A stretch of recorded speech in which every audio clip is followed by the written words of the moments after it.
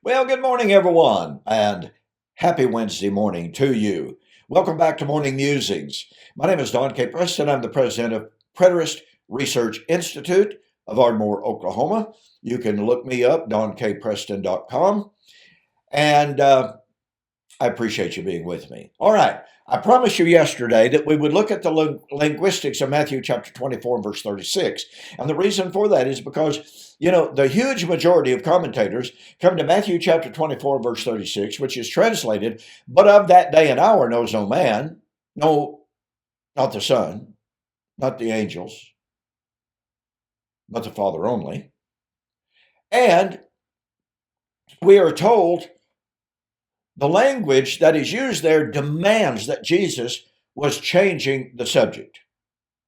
Look, I've got a list of commentators, and this is not nearly all of them, that long in my data file of commentators say it's very obvious here that Jesus was changing the subject. Peri. John Calvin took that position. On and on and on and on it goes. This is a fundamental presupposition. Well, here's what's interesting. Matthew 24, verse 36 begins with Peri. That's the Greek. We would spell that Peride. And so we're told, once again, this is a contrast. In sharp contrast to Jesus saying, "Verily I say unto you, this generation shall by no means pass away." Now Jesus is clearly, or so we're told, changing the subject. Now, I touched on this yesterday, ladies and gentlemen, but I believe common sense tells us that's not a definitive argument. For Jesus to say they could know it was to happen in their generation does not tell them what day and hour the fall of Jerusalem was going to be. Even his earlier allusions to the feast days and that Jerusalem's siege and destruction would be during the feast days doesn't tell you what day and hour. Pardon me. I mean, after all, you got 4 feasts in the spring, you got 3 feasts in the fall. That day and hour doesn't tell you which feast day. Now, I'm convinced that it was definitively pointing to Rosh Hashanah because of the uncertainty of that day. There are some scholars who say, no, that won't work, but I won't go into that. Point of fact is, the very fact that Jesus said this generation will by no means pass, and then immediately said, but of that day and hour, absolutely does not demand that he's changing the subject. From the fall of Jerusalem, his coming in that event. By the way, I touched on this. This is incredible. Remember, the commentators agree. Matthew chapter 24, 30 and 31, yeah, that's the coming of the Lord. On the clouds of heaven with power and great glory, with the angels, with a shout, with a trumpet, to gather together the elect. But you see, that's figurative language. Now, many commentators take that as literal. And they tell us, Hans Conzelman took that as literal. And because Jesus said it was going to be in that generation, he failed. He lied. He's a false prophet. Mark Smith, a former Church of Christ minister that I debated in April of 2023, said Jesus lied. He failed because that language is supposed to be taken literally. No, it doesn't. So, once again, common sense says Jesus could say that those events, his coming on the clouds of heaven with power and great glory, was going to occur at the end of the age in that generation. And it be fulfilled just like God came in the Old Testament many times, but never came literally, visibly, and bodily to destroy material creation. Didn't happen. You know it, and I know it. But what about the Greek term, Peri? Well, that precise term, Peri, is used 4 times in the New Testament. let's look at that, shall we? And let's see how Peri Day, yeah, I'm still having to use my glasses, unfortunately. Let's see how Peri Day is used in Matthew. Makes sense, doesn't it? In Matthew chapter 20, Jesus told the story of a certain man. He had a vineyard. It was the time of the harvest. So he goes out to hire some workers. And he goes out the first part of the day and he sees men standing idle. And he says, go work in my vineyard and I'll give you a penny for the day. They agree, they go. So that's the third hour. And he saw others standing idle in the marketplace and said to them, go into the vineyard and whatever is right, I'll give you. And they went their way. And he went out about the sixth hour and about the ninth hour. Now watch this. Because this is really critical. Jesus says, verse 6, or the text says, and about the 11th hour, this is Matthew 20, verse 6. The good old King James and all other translations say, and about. Was Jesus changing the subject here? Was he talking about one vineyard over here, another vineyard over here, owned by different men in different towns, different cities, blah, blah, blah? No. Same vineyard, same owner, same job. But you see, verse 6 is translated it translated as and about. That's Peri Day. Okay. Well, in Matthew chapter 22, verse 31, the Sadducees come to Jesus wanting to discuss the resurrection. And Jesus refutes them by saying, in the resurrection, they're neither married nor given in marriage, but they're like the angels of heaven. They do not die. But verse 31, but as touching the resurrection of the dead, have you not read that which was spoken unto you by God? Wait a minute. Now, Peri Day is verse 31. It begins verse 31, just like in chapter 20, verse 6, just like in Matthew 24, verse 36. So Matthew 22, verse 31 begins with Peri Day, but does anyone believe that Jesus is changing the subject? No. The Sadducees came to him asking about the resurrection, giving an illustration about a woman who is married. The man dies. His brothers take her to wife, 7 brothers. No child is born. So they ask, in the resurrection, whose husband will she be? And Jesus says, you do err not knowing the scriptures. In the age to come, they neither marry nor are given in marriage. But concerning the resurrection. Folks, you know and I know, there is no contrast in subjects here. There is no contrast in time. There is no contrast in event. It's the same subject. And Matthew chapter 22, verse 31 simply says, but as touching. Some translations give it as now concerning.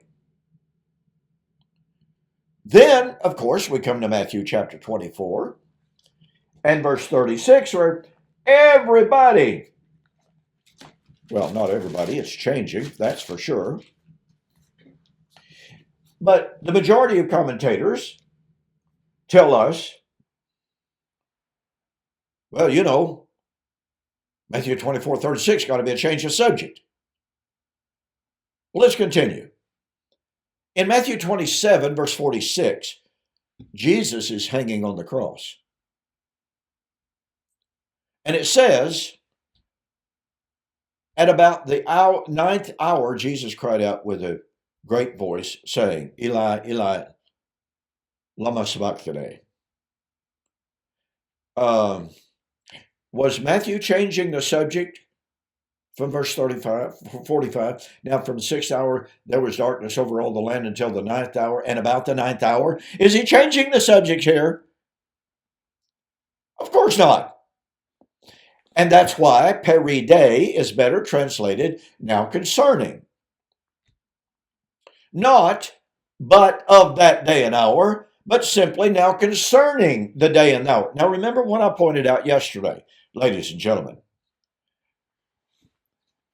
In Matthew chapter 24, verse 36, we have Jesus echoing directly, absolutely directly echoing Zechariah chapter 14, which was a prediction of the coming of the Lord at the time of the destruction of Jerusalem, the coming of the Lord with all of his saints at the time of the destruction of Jerusalem. And as a result of that, what would come as a result of that? Oh, a new Jerusalem and the river of life flowing out from Jerusalem, flowing from the throne, and it would be a day known only to the Lord. Which Zechariah goes ahead to say, and in that day there shall be one Lord. You know what? That's 1 Corinthians 15:28. In that day, what day? Coming the Lord with his saints, destruction of Jerusalem. But I digress. Do you see the point here, ladies and gentlemen? Peri, now the Greek word peri is used, I think, if I remember correctly, something like 33 times in the New Testament. But Dr. Dallas Burdett did an extensive study on this. He examined every single occurrence of not only Peri Day, which you and I have just looked at, but of Peri as well. Because you see, it's not enough simply to say, well, okay, here's the word Peri, that's a contrast. No, you can't do that. Day is the supposed kicker here. It's supposed to be the definitive proof. But in the 4 times, in the 3 other times in the book of Matthew, Peri Day is not used as a contrastive term at all. Now, is it possible, theoretically, that Jesus was using Peri Day as a contrastive? Well, yeah, but you have to prove it. You can't just assert it. And when we look at the consistency of the language, guess what? The consistency of the language, and by the way, then when you couple that with the use of simply Peri, you don't get the contrastive. You don't get the idea, now I've been talking about this, now I'm talking about that. You don't get that at all. So once again, the burden of proof for those who come to Matthew chapter 24, verse 36, and say, Jesus is changing the subject. Number one, you have to be able to prove that Jesus is not still talking about that generation. Peri Day does not prove that. It simply proves Jesus was saying, of the day and hour within this generation, no man knows. That's all that proves. Secondly, you have to prove that basic presupposition concerning Matthew chapter 24, verse 3, that Jesus really was talking about, and the apostles were asking about, his coming at the end of the Christian age. You can't prove that. As I pointed out, and I've posed the question many times, ladies and gentlemen, the apostles are asking about the end of the age in direct response to Jesus' prediction concerning the fall of Jerusalem and the temple. So the great question is, therefore, once again, this is such a critical question. What age did that temple represent? What age did the Jerusalem temple, in which was once housed the Ten Commandments, the Decalogue, what age did that temple represent? It wasn't the new covenant. It wasn't the church of the living God. It was the old covenant age. Therefore, guess what? The apostles were right. They were correct to conflate the destruction of the temple with the end of the age, the end of the old covenant age. Hey, I'm completely out of time. Thanks for joining me for this morning's Morning Musings. Don't forget my introductory special of my brand spanking new book, Resurrection Feast Fulfilled, a study of the relationship between Israel's last feast day, Sukkot, and the resurrection. You're going to save $12. Go to my website, donkpreston.com, BibleProphecy.com, and order yourself a copy of the book. Like I said, you're going to save yourself $12. Okay?